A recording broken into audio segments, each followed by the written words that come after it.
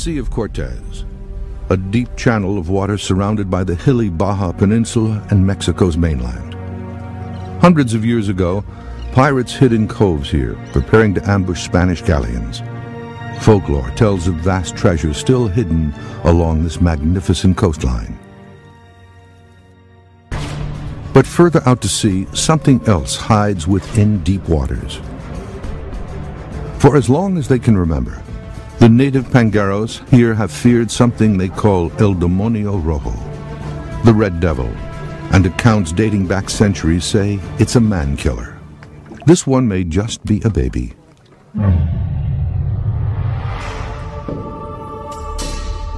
Imagine a 100-pound carnivorous macaw parrot. It's built very strangely. It has a bunch of legs coming out of its head. So it can fly over to you, grab you with all of its arms. Then you get the chitinous ring teeth, suction cups grabbing onto you. Continue to bite and bite and bite and bite and take chunks out of you. These experts are describing a very real creature. Demonio Rojo is a local name for a known species, the Humboldt squid. The giant Humboldt squid has got to be the most fascinating animal that I've ever encountered. Scott Cassell is a professional diver and cameraman with over 11,000 hours of clocked dive time. Experience has taught him to be wary of this predator. They are the most opportunistic predators in the Sea of Cortez, and they eat anything that they have the chance to. The largest known Humboldts weigh 200 plus pounds and reach lengths of about 8 feet. But there is a theory that they get much bigger. As big as a school bus, 50 feet or more. The goal of this Monster Quest expedition is to prove such a real-life sea monster exists by filming one for the first time. Roger Hanlon is senior scientist at the Marine Biological Laboratory in Woods Hole, Massachusetts. He investigates the behavior of cephalopods and other marine life. I definitely believe the Humboldt is fully capable of attacking, quickly subduing, and eating a human being with little effort. The Humboldt's morphology helps explain why it thrives in the ocean's depths. Shaped like a torpedo, the Humboldt propels itself by ejecting water through a hyponome, a muscular funnel that acts as a powerful siphon, and by using 2 diamond-shaped fins. Using this method, it can travel amazingly fast underwater, at speeds of up to 20 miles an hour.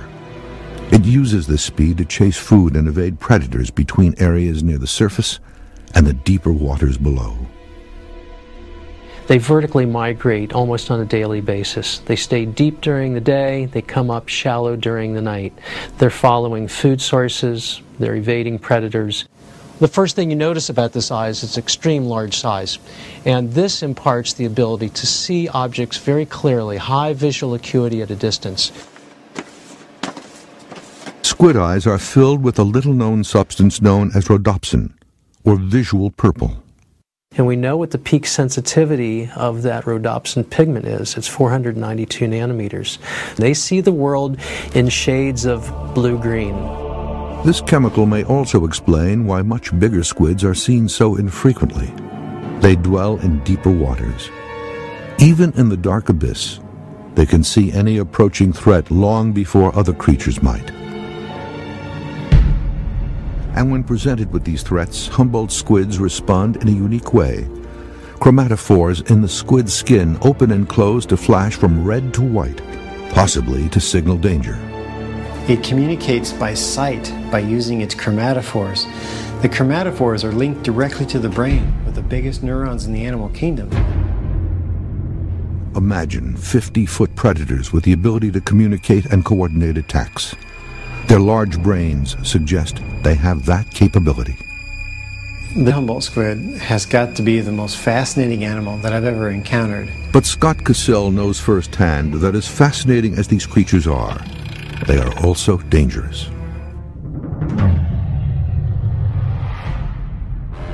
In 1996, in deep waters near the southern tip of Baja, Cassell encountered several 5-foot Humboldt squid specimens. When the first one reached out to touch him, It led to an experience he likens to a mauling.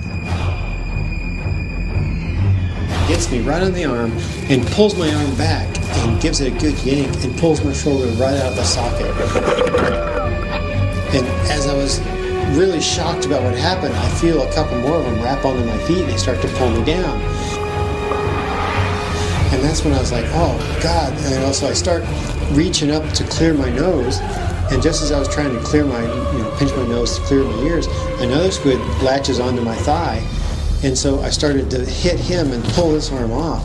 And as I pulled this arm out, it kind of went back into its socket, but it wasn't any good. So I just held onto my camera as hard as I could, and I was beating this animal, while the other ones were dragging me down, and I felt my right eardrum just pierce in. And it just imploded, so I ruptured my right eardrum, which, if you've ever experienced that, is just instant vertigo. So now I'm extraordinarily dizzy. I have no idea which way's up other than watching my bubbles. At about 70 feet deep, Cassell is finally able to free himself from his attackers, but he now has another problem. I'm looking up at the boat and I realize my mask has been flooded by one of the squid. And so now I'm clawing my way up to the surface and I'm exhaling and exhaling and I get to the surface and the fisherman's like, I told you you were going to get hurt. Cassell is fortunate his attackers were only 6 foot long, small in comparison to the giants some experts believe live here. I believe that there could be large numbers of these monsters in the bottom of the Sea of Cortez. Doug Hychik is a wilderness television producer and inventor of specialized camera systems.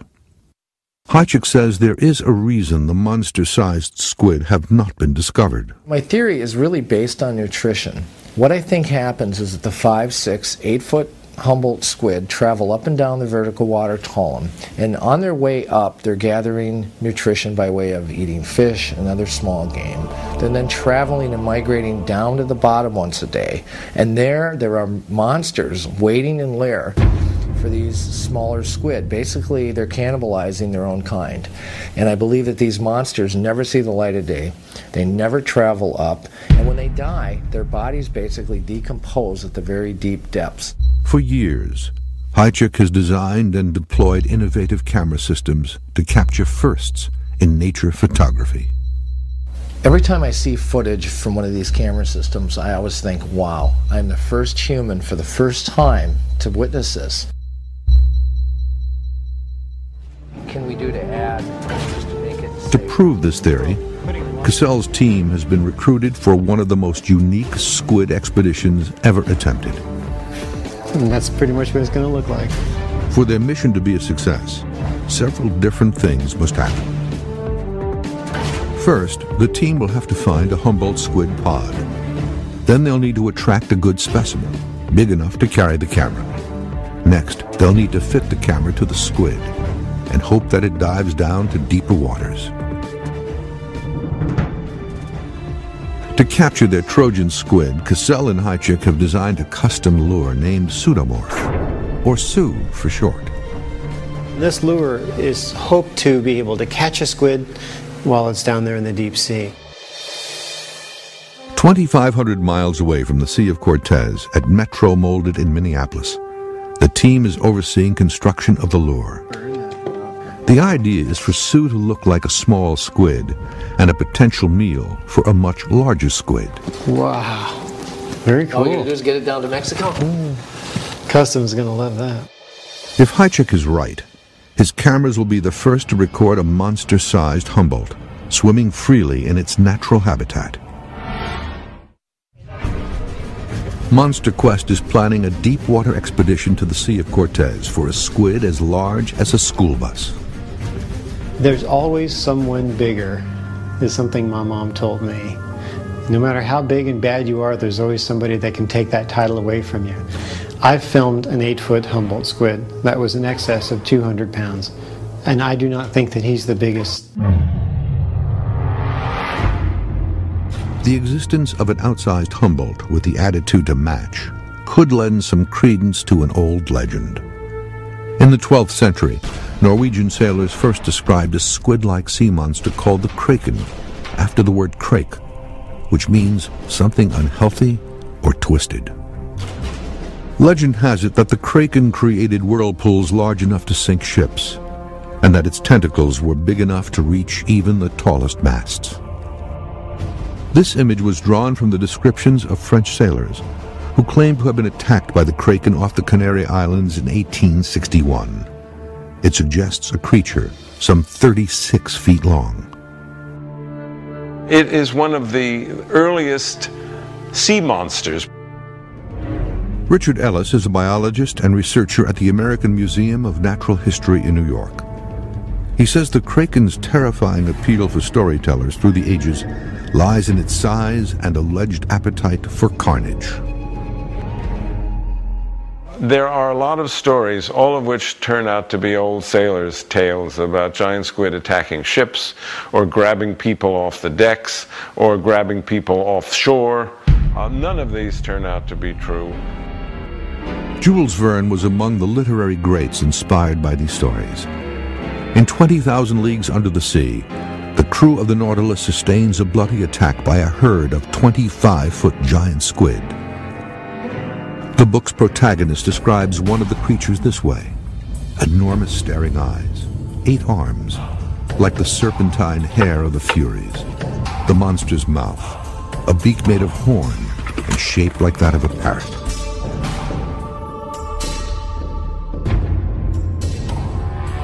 Among the first people to suspect that it could be a giant squid were whalers who worked in the southern oceans.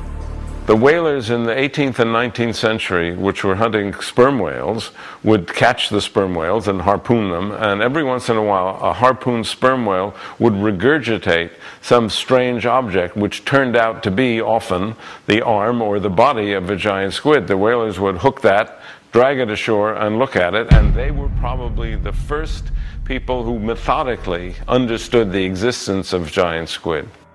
Along with the stories of the kraken's attack on ships, sailors told of battles between the monster and its nemesis, the sperm whale.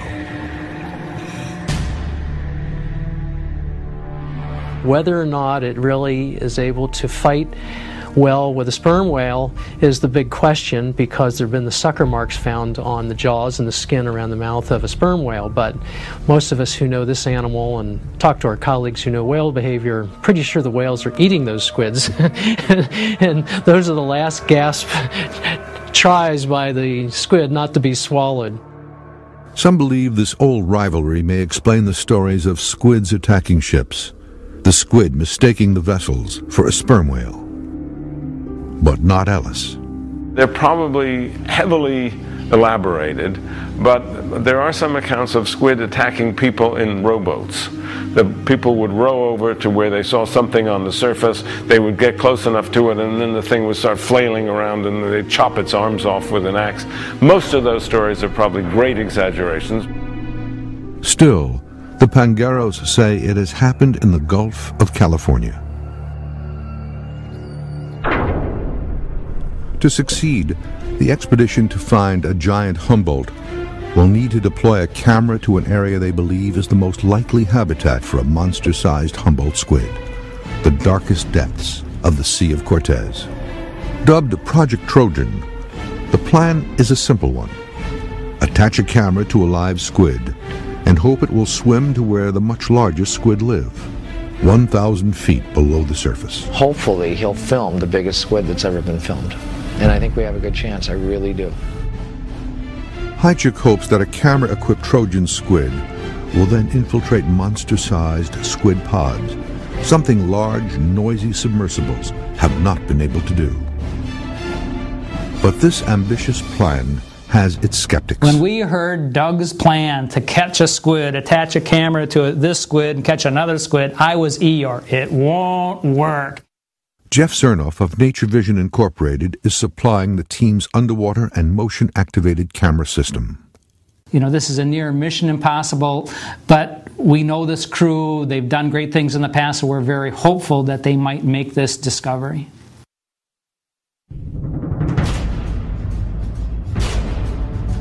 And we're still going to be trying to get squids on jigs so we can put the tag-mounted camera on it, let it go, and hopefully see some really cool stuff. And any natural history filming we can get of the animals coming up. To find the squid pods, Cassell will recruit local fishermen and their boats as research vessels. A $1,000 bounty has been issued to any fisherman who locates an active pod of Humboldts. One challenge is that, unlike other marine life, squid are difficult to find using sonar. The composition of the squid is basically the same as seawater. It's basically the same density as seawater, and they have no bones. Dale Pearson is a survival specialist and team expedition leader. He has been diving for over 20 years. So the only thing you're going to get a radar bounce off of is their beak. So you're talking an 8-foot squid. Maybe has a beak, you know, that big. So it's going to look like a fish this big. To assist, the team has recruited the services of Humminbird, a company that makes sonars, depth sounders, and GPS devices for professional and amateur fishermen alike. For this expedition, Humminbird's engineers have developed a sonar device that will help the team detect squid. What we can do to an individual sonar unit to help be able to spot the squids as targets is to max out that unit by increasing the transmit gain and the receiver sensitivity so that you have the best opportunity of spotting the squids. And finally, to attach the camera, divers Pearson and Cassell will have to be in the water with the squid. After his first brush with the knife-sharp snapping beak of the Humboldt and the thousands of teeth inside its suction cups, Cassell began diving in self-designed chainmail armor. For this expedition, he wants something even stronger, a carbon fiber armor system even tougher than chainmail. He's enlisted the aid of Jeremiah Sullivan, a marine biologist and the inventor of the Neptunic shark suit. What's happening, man? I'm getting bit up by the squid and I need a little help on the armor. The problem is that the forearm areas. A beak can actually encompass my whole forearm, and the bite pressure has actually caused damage to me. It can break my arm. Depending on what it is specifically you think that force might be, we can use the appropriate material for the job, keep it lightweight, make it as easy as possible for you to swim in it. One of the other problems that I'm having is that I'm filming the squid face on, and they're attacking the camera, and the camera in turn is hitting me in the chest. So I was wondering if there's any impact protection that we can develop. So you want to put an airbag in the chest of the thing? Why don't you come on in and we'll get some measurements and we'll get started. Sweet, thanks. Wingtip to wingtip, 20 inches. The suit will be constructed using a titanium composite material, able to withstand the powerful bite pressure of the squid's beak. Well, Jeremiah, thank you very much, dude. Fair pleasure. Awesome. I hope it works out. You managed to address all the concerns that I had, but you also made it beautiful. This thing looks incredible. Now, with all the pieces in place, the expedition is ready to launch. Within 24 hours, they'll find themselves floating above a spot teeming with prospective specimens for Project Trojan. Okay, both divers, be advised, Sue is going in the water. But no one could have prepared them for what will happen next. It just all unraveled.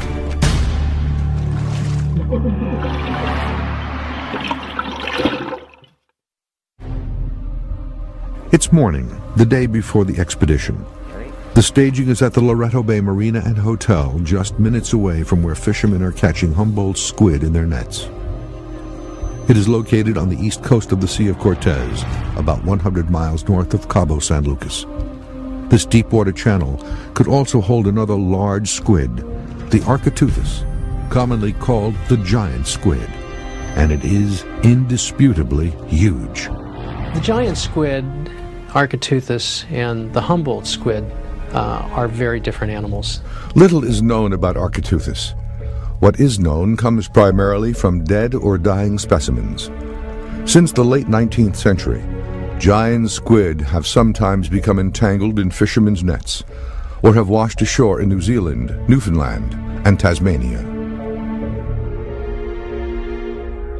The largest known squid was 57 feet long from the tip of its tail to the tip of its tentacles, and it washed ashore in the 1920s in New Zealand. At 60 feet, such an animal could equal the size of the seafaring vessels from centuries past. Columbus's Pinta, for example, was only 60 feet long. So could Architeuthis be the real kraken? Richard Ellis doesn't think so. I think there's absolutely no truth to the stories of ships being attacked.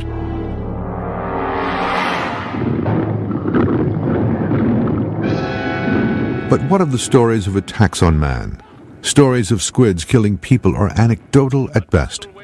To date, there is not a known, authenticated report of a fatal squid attack on a human. It's legend perpetuated in fiction, not fact. Here, gentlemen, is your villain. No biologist has ever seen a giant squid Architeuthis alive, so we don't know what they really do. However, there have been several recent discoveries. In 2004, researchers from the National Science Museum of Japan Association hooked a 26-foot Architeuthis, 3,000 feet deep, off Japan's Ogasawara Islands, the first to snap pictures of a living animal. And in February of 2007, a New Zealand fishing vessel in Antarctica's Ross Sea hauled in the largest live squid ever caught, a 33-foot, 1,000-pound species known as Mesonecuthis hamiltoni, or more commonly, a colossal squid, a giant comparable to Architeuthis. Mesonecuthis probably does not grow that long, but it's much, much heavier. The colossal squid's beak is the largest of any squid, and their eyes are the size of volleyballs. But it is the little Humboldt that has the nasty attitude much more like the Kraken legend. Pangaro fishermen have been catching Humboldt squid here for centuries, and while there is no proof of a monster-sized animal, they can attest to the creature's ferocity.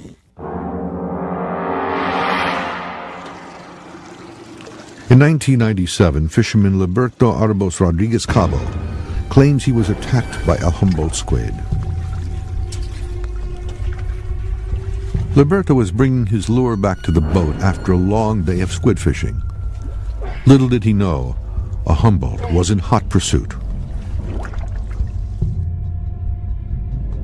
Y cuando metió la mano para jalarlo, este animal lo tomó y le abrió la piel. Él tomó el cuchillo.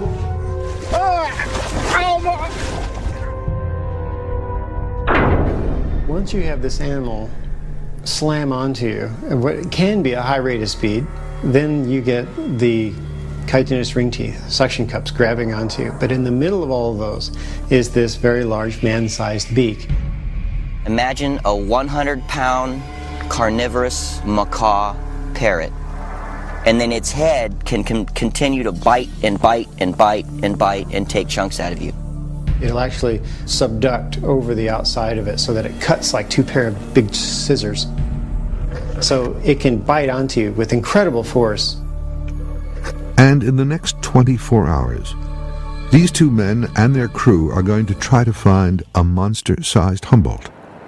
First, however, they must test their gear. They want no surprises on the expedition itself.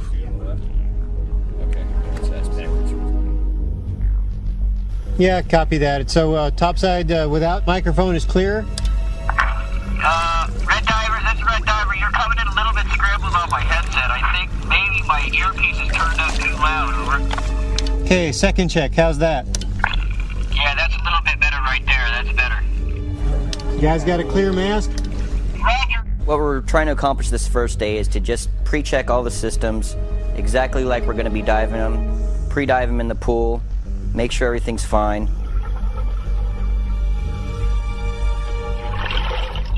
We had some little glitches, which is why we always do this. They're all fixed up, so everything's to go.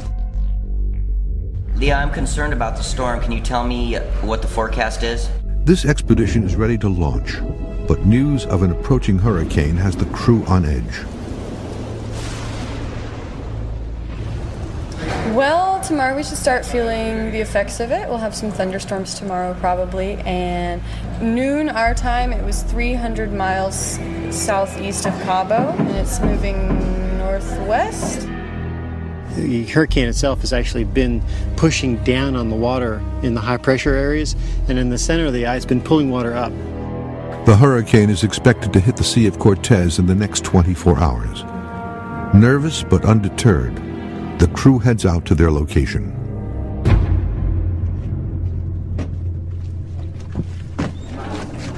Eric. Okay, very good. You?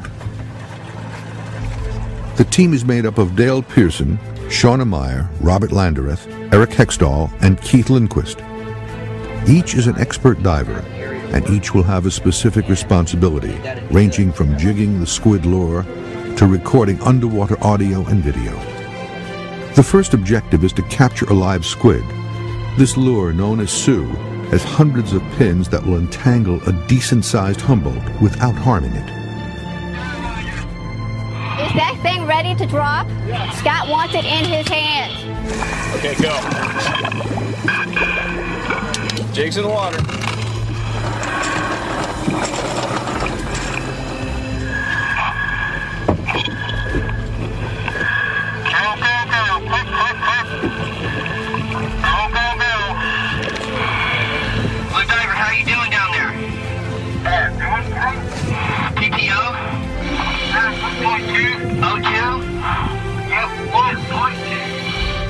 I don't know if it has something to do with that hurricane coming in, but everything changed.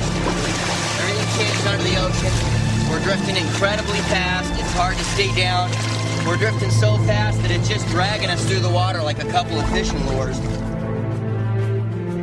And there's some big thing down there swimming around us, staying just out of sight. I don't really know what it is.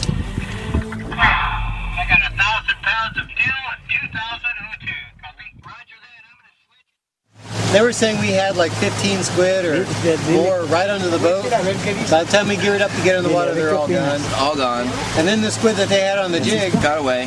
Typically will find its way off the jig because they're not stupid. If you give them enough time, they'll get off. And this one got off the jig. So now we're locating back pretty much in the same area that we caught the first one.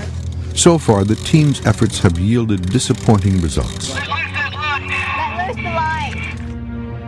But then, a break. Off to the right, which is them over there, and that's squid. Pull up.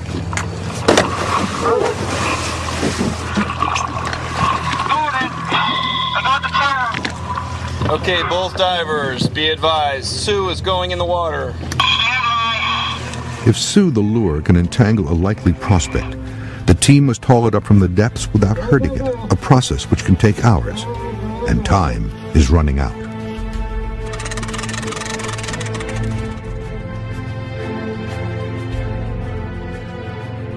Both divers, be advised, we only have about 15 more minutes of light.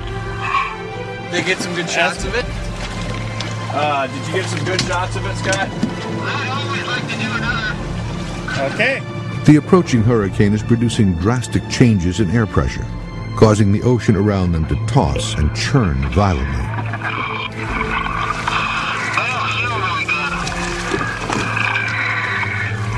It just all unraveled. I couldn't keep it together. The divers are becoming sick below the surface and are in danger of vomiting and suffocating in their masks. Pearson makes it to the surface exhausted and becomes entangled in the communications cables. So now I'm stuck to the boat, so I'm pitching. So it's just shaking me around like a rag doll. I look at him straight in his eyes. He sees what's up. He sees that I'm calm enough that he can not worry. He cuts me loose. Okay, you're gonna lose comms. Between my equilibrium shot to my ear and the pitchiness of the boat, I unraveled.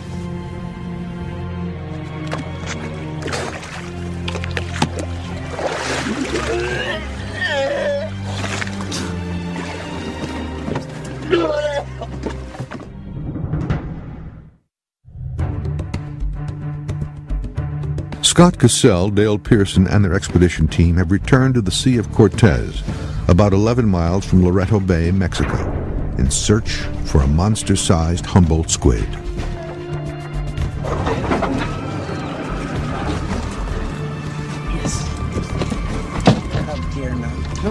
We've got. Okay, who's here? Right there? Okay. The Humboldt squid lives in the Humboldt Current, a large marine ecosystem that contains cold, low salinity waters that flow along the eastern Pacific Ocean from the tip of South America to Alaska.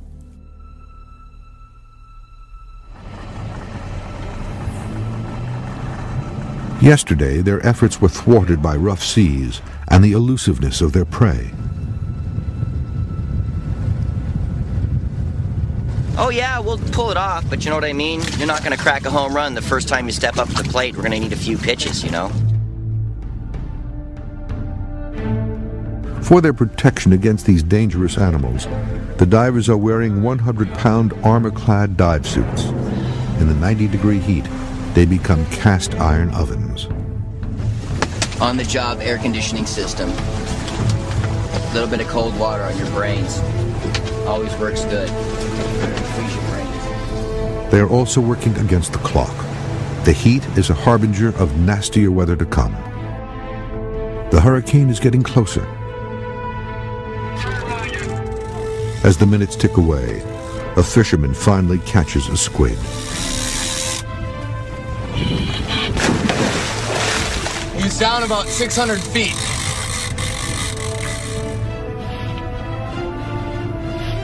This one is too small to bear the weight of the 1.5-pound camera, but it gives the team hope that they are in the right area.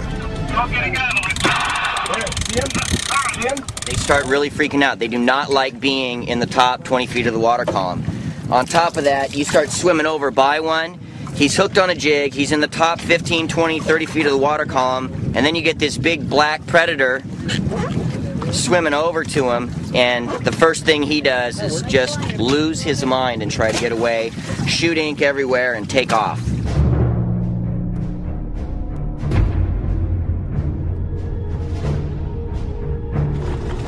Once again, the team releases Sue, dropping it hundreds of feet into the depths.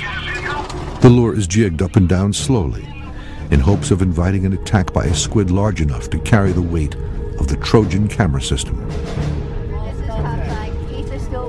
Keith Lindquist is in charge of operating Sue and recording any underwater attack on the lure. Got it. He will manage the 1,500-foot-long spool of thin Kevlar cord video cable.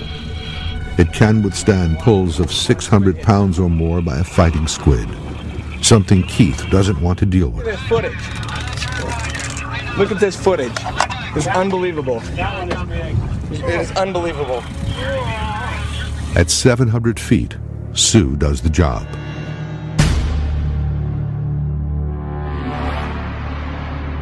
A squid becomes entangled on the lure's barbless pins. We got one on. Tell him we got one on. Now a slow battle is underway to gently bring the squid within reach of the divers so they can install the miniature camera and light system. It must remain strong and unharmed, or it could be attacked by other squid who will cannibalize it before it can reach the real monsters that roam much deeper. Oh, that's a big one.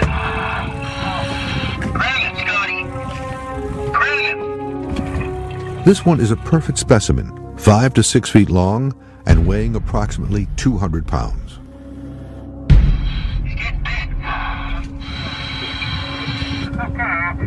Okay, you ready? I'm coming in with the camera. Oh, sorry. The divers are grateful for their armor suits. The angry animal lashes at them with its sharp teeth-lined tentacles. It even bites Cassell with its beak.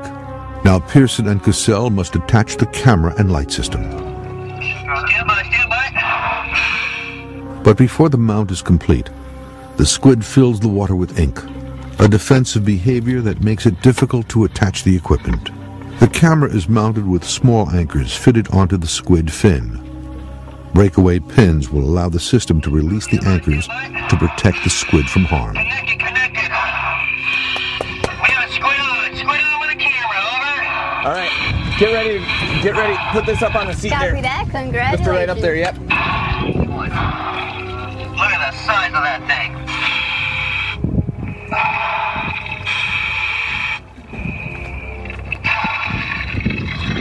Okay, Are you Comfort, guys are ready? you ready? Are you ready? Yep, it's going. We're go. We're go. We're just away. Bye-bye, sweetheart. Farewell. Bye-bye, Squiddy. With any luck, the Trojan squid will dive down to the murkier depths, where the teams suspect huge versions of its brethren are lurking. Here it goes. Get him line. Get him line.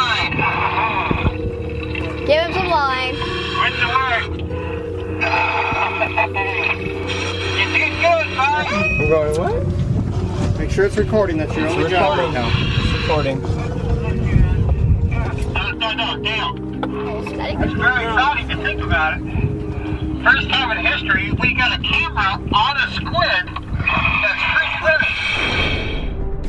You didn't hear me right. Oh, it's dark. Hold on, I'm switching the lights Now, out. Steve? Wait. The video cable is spooling out at an incredible rate.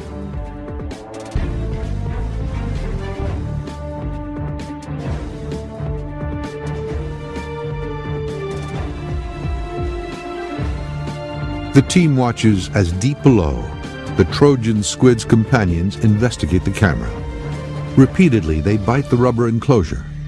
Their behavior seems to reveal a level of intelligence and curiosity often only attributed to mammals.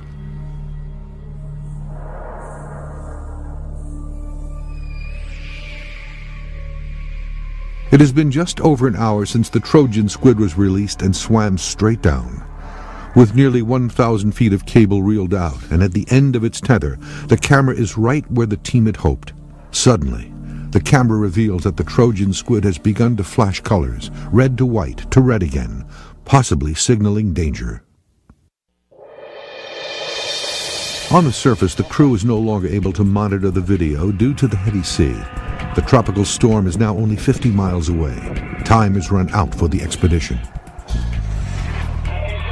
They have to gently reel in the Trojan squid to remove the camera, a process that could take hours. Hey, but we definitely need to move. We have to be off the water in 4 hours. What time is it? It's good. We got 4 hours before we got to get the hell out of here. With the tropical storm minutes away and heading towards them, the team finally brings the Trojan squid to the surface, detaches the camera system, and releases the animal. Minutes later, they are safely ashore in Cabo, Mexico. Dale, Pearson, and Cassell regroup with the team. Everyone is eager to see the footage obtained by the Trojan squid. I think this is it. Will they finally have visual photographic evidence of what they have long suspected? A giant, ferocious Humboldt squid, the model for the kraken? That was a big one. That was a big squid. Did you see that? Oh. So that thing attacked the camera, even though it was hooked to a squid. Right. He didn't attack the squid, he attacked the camera on the squid. Right. And he didn't even really bite it. It's like he was feeling it to see what it was, hooked to his buddy. Then, out of the darkness, Whoa! Oh. at 1,000 feet, an apparition. Although it's difficult to tell, this squid appears to be enormous. Is it a giant squid, a colossal squid, or is it the extra-large Humboldt they were looking for? Because of the size of that squid and how much it shocked him, is it possible that that was an Architeuthis? Because the camera's 1,000 feet deep. Is that possible that was an Architeuthis making an attempted strike on our Dicydicus gigas, our camera squid? You know what? That's a question I can't answer right now. Wow. 2 days later, back in Minnesota, Hichek sees the footage for the first time. That is a massive animal. When you play the footage full speed, you can see the huge suckers that are about the size of coffee cup lids I get in the morning. And also, if I'm going by the eye reflection, the beak would be somewhere in here. I mean, this is a huge distance. And so, based on that and what I know, I mean, this animal's fins would be way back here. I mean, be way off the monitor. I'm very, very interested in what Roger Hanlon would have to say from the Marine Biology Lab on what species. I mean, I can't comprehend this is a Humboldt. Even I can't. I mean, it's just absolutely massive. First impressions, gut reaction, it's big. In terms of distinguishing it as a Humboldt or something else, that's a lot more difficult. The video does not provide enough detail for Hanlon to be able to discern the species, but it may still be possible to estimate its size. Peter Schmitz is a video analysis expert with motion engineering, specializing in video forensics. What we're trying to do is determine the distance the target is from the camera.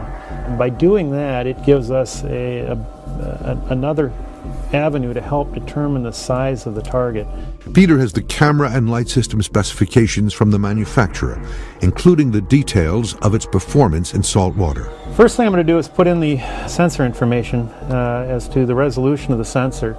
This will help me determine the area that we're going to be looking at.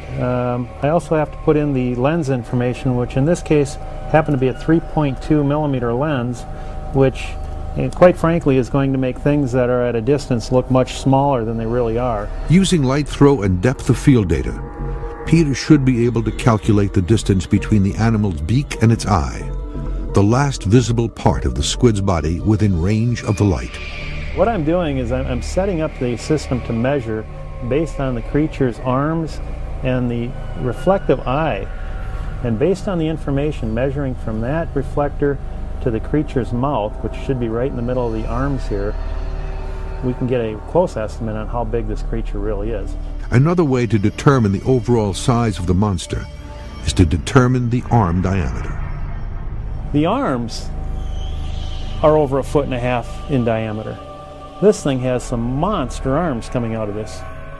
With this data, biologists can use known squid dimensions to create a comparative estimate. The first calculation uses Humboldt squid proportions. Based on this measurement, it could be upwards of 60 feet in length. This 60-foot estimate makes this beast almost 10 times larger than the largest known Humboldt squid, making it the largest squid of any species ever recorded. But if the animal here is Architeuthis, or giant squid, the monster is much larger. The morphology of Architeuthis and Humboldt are very similar, with one big exception. The Architeuthis squid's tentacles are 3 times longer. Schmitz estimates an overall length of 108 feet, roughly twice the size of the largest known Architeuthis, and the same size as the largest known animal alive today, the blue whale. These estimates have impressed even the expedition team. I have to admit, I was completely shocked by the final results and how big the squid that we filmed really was. It's always fun to me when you take people and high technology and you throw them in the sea and give them a mission to perform and see what comes out of it. Did this beast inspire the Kraken? History supports, at the very least, the possibility. And now this piece of visual evidence indicates that there is still much to learn about what lurks in the sea's depths. I have a great regret that we were cut short by the weather, the hurricane that happened. It definitely gives us another reason to go back. So I'm hoping on the next expedition we can continue to make more discoveries. All I ask is that people look at the images that we collect and leave this with a childlike wonder about the sea and its secrets.